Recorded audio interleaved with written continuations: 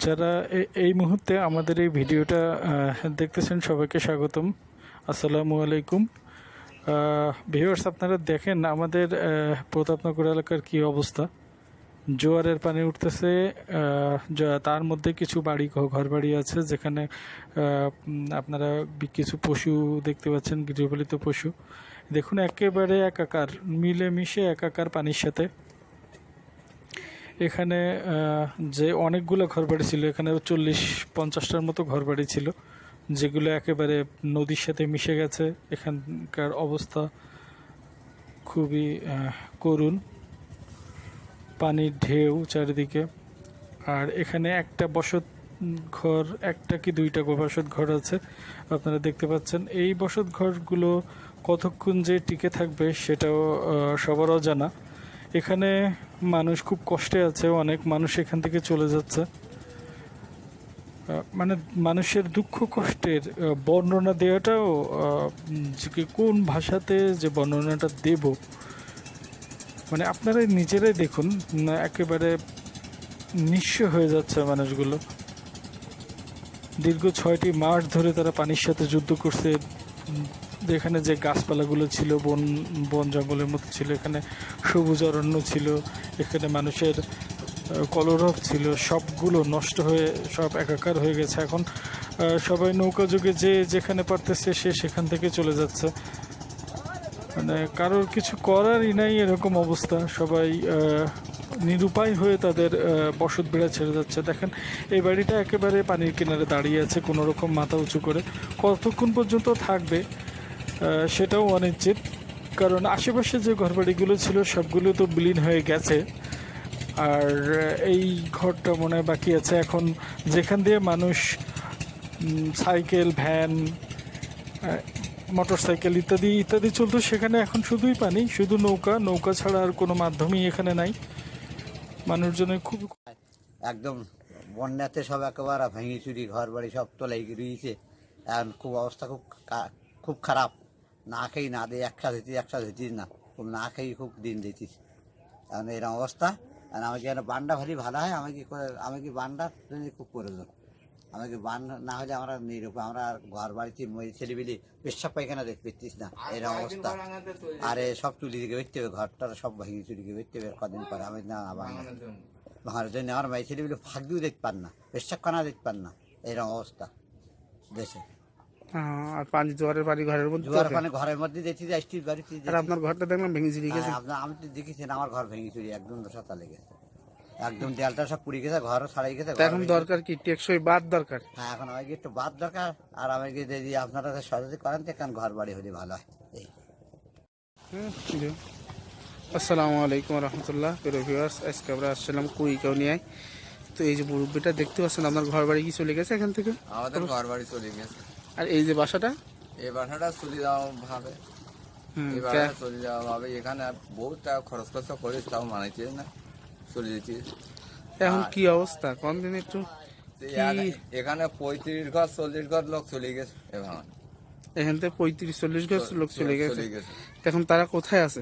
এখন তারা কেউ অন্য ইউনিয়নে গেছে, অন্য জায়গায় চলে গেছে, কেউ গ্রামে আছে, যে অন্য লোকের বাড়ি উঠেছে, টং করে রয়েছে। তো মানুষের কিন্তু অবস্থা কিরকম, এলাকার কি অবস্থা এখন, কিরকম অবস্থা? খারাপ। এখন না খাইয়ে এখন এমন অবস্থা যে 2-1 তো খাওয়া হচ্ছে না। ওই মুড়ি এটা সেটা কিনি খাই, আর 2 তো খাওয়া হচ্ছে না, 1 তো খাওয়া হচ্ছে না, কোনো জন্মেন। এখন কি দরকার আপনাদের বলেন? এখন আমাদের বাদের দরকার, বা অথবা একটু শ্রমিক দ্বারা আমরা বাদ না হলে শ্রমিক হিসেবে কাজ করতে পারি। এই তো ঠিক আছে, ধন্যবাদ আপনাকে। আসসালামু আলাইকুম রহমতুল্লাহ ভিউয়ার্স, আমরা আজকে আসছিলাম কুড়িকাউনিয়ায় গরুর মিলের খালের পাশে। তো জোয়ারের পানিতে কিন্তু মানুষের ব্যাপক ক্ষয়ক্ষতি এবং প্রত্যেকটা ঘরে কিন্তু পানি উঠে যাওয়ার উপক্রম। তো অন্য জোয়ারের সময় পানি ওঠে, আজকে জোয়ারে একটু কম পানি থাকায় তো অনেকের ঘরে পানি ওঠেনি এবং অনেকের ঘরে কিন্তু পানি উঠছে। তো আপনারা দেখতে পাচ্ছেন মানুষের কিন্তু এই যে এটা কিন্তু রাস্তা, মানুষের চলাচল যাতায়াত ব্যবস্থা কিন্তু খুবই দুর্ভোগের ভিতরে। তো এই যে পরিবারটাও কিন্তু এতিম, এদের কিন্তু এই মহিলাটা কিন্তু বিধবা, এদেরও কিন্তু কোনো মানে ইনকাম সোর্স করার মতন কিন্তু কোনো লোক নেই। 3টা ছেলে মেয়ে। এখানের অধিকাংশ ঘরবাড়ি কিন্তু খুবই ঝুঁকির মধ্যে। কুড়িগ্রাম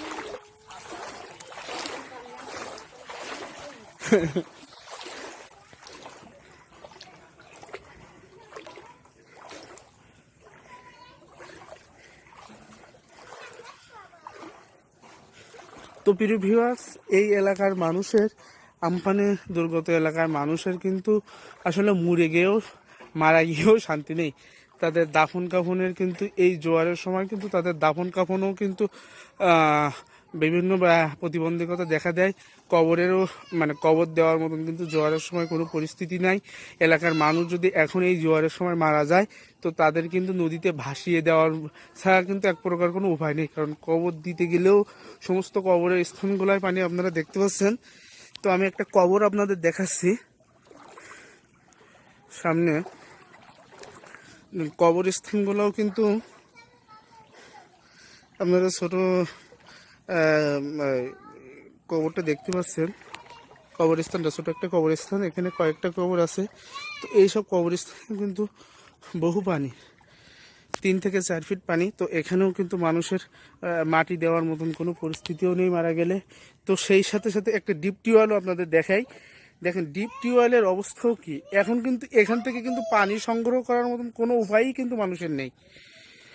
তো এলাকার সার্বিক পরিস্থিতি আপনারা যে দেখতে পাচ্ছেন, ঘর বাড়ি গাছপালা পুরোপুরিভাবে একটা খুবই খারাপ অবস্থার ভিতরে। তো আমরা আসলাম কুড়িকাউনিয়ার ভিতরে, এখানে কাঁঠালতলি বলে কুড়িকাউনিয়ার গরিব মিল খেলার পাশে। তো এলাকার সার্বিক পরিস্থিতি খুবই ভয়াবহ। যতই দিন যাচ্ছে ততই কিন্তু মানুষের উৎকণ্ঠা এবং জীবনের সংশয় দেখা দিচ্ছে, কারণ মানুষের এই দীর্ঘদিন পানি থাকার কারণে বিভিন্ন রোগ বালাই এবং বিভিন্ন সংক্রমণে মানুষ আক্রান্ত। তো আপনারা দেখতেই পাচ্ছেন একটা ঘরের একটা ওয়াল দেখা যাচ্ছে মাটির, এই ভীতি বাড়িটাও কিন্তু মানুষের চলে গেছে। এখানে কিন্তু মানুষের থাকারও কোনো ইয়াওয়াই নেই। তো প্রিয় ভিউয়ার্স, আমরা আজকের ভিডিওটা এখানেই শেষ করছি। আসসালামু আলাইকুম ওয়া রাহমাতুল্লাহ। আমরা আসছিলাম প্রতাপনগর ইউনিয়নে আমপানে ক্ষতিগ্রস্ত কুড়িগাউনিয়া এলাকায়। তো এখানে আমরা হিউম্যানিটি ফার্স্টের পক্ষ থেকে সিদ্দিক সবুজতলা বিতরণ করা হয়েছিল। তার এখানেও এই অসহায় এই 3 পরিবারটাও একটা সুলু পাইছিল।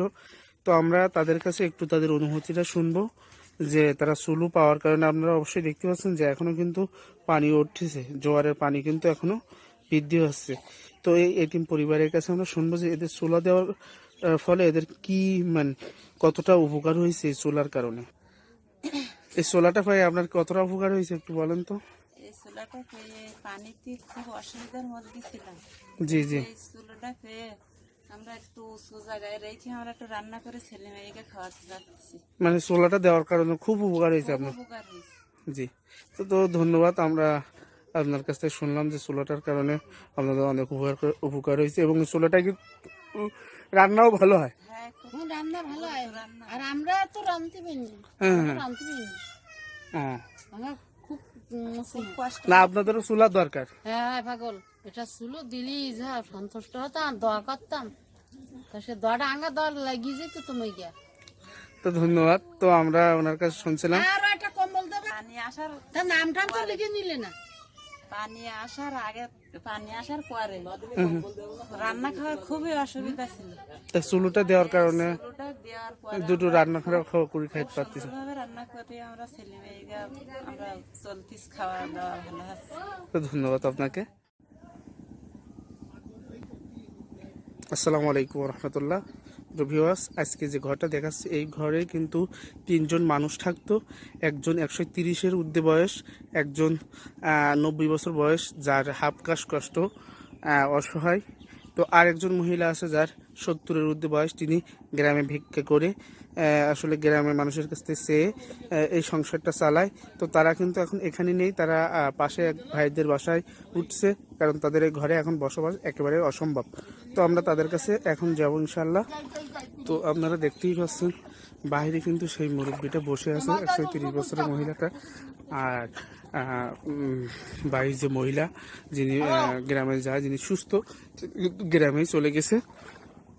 তো ওনার শাশুড়ি হয়নি, তিনি কিন্তু তাকে গালে উঠিয়ে খাওয়াচ্ছে।